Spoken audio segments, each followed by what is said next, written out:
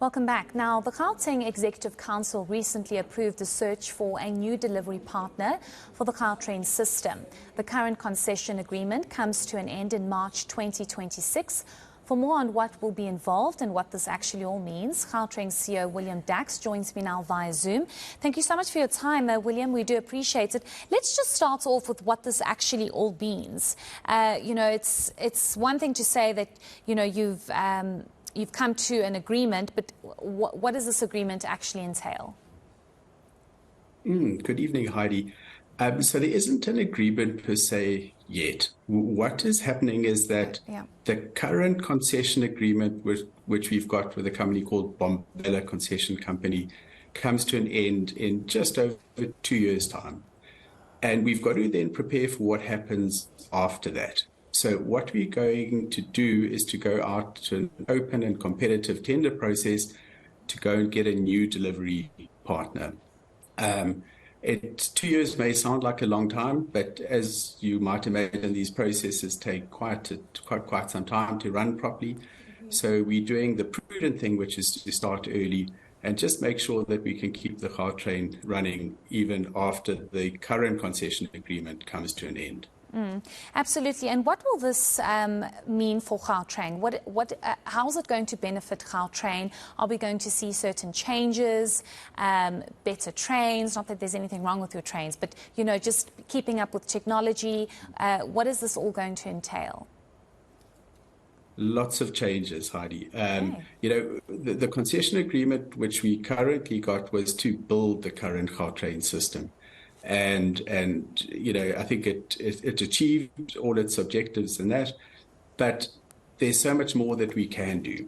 So a small example would be the world has changed in terms of energy reliance. So one of the things we've got to build into the new concession agreement is much more use of renewable energy sources. Then you're absolutely right. We've got to give our trains a makeover and add some more to the fleet. Hopefully will be locally produced trains will be added to it. And then the final thing, which I think that customers would notice the most, is changing the look and feel of the stations. You may have noticed that they're a bit sterile at the moment, very safe, very clean, but very difficult to buy even a cup of coffee there. So we really want to enhance the way that our stations kind of interface with people, make them more amenable at some retail spaces in there, and really make them much more user-friendly. So, loads of changes coming. That does sound very exciting, especially for those that desperately want a cup of coffee in the morning on the train. I want to ask you, though, William, and I think this is a fair question in terms of looking at access to transport in this country. And we do know that it is a bit of a challenge. We do know that Gautrain does not cater to all markets and all those that are trying to use transport. Will this also look at having Gautrain more accessible to people, not just in Gauteng, but also other areas, and maybe, at a different kind of cost, especially because a lot of people feel that they can't afford Gautrain, that maybe might want to and need to use it? Heidi, it's an incredibly difficult balancing act, because financial sustainability of the system is also important.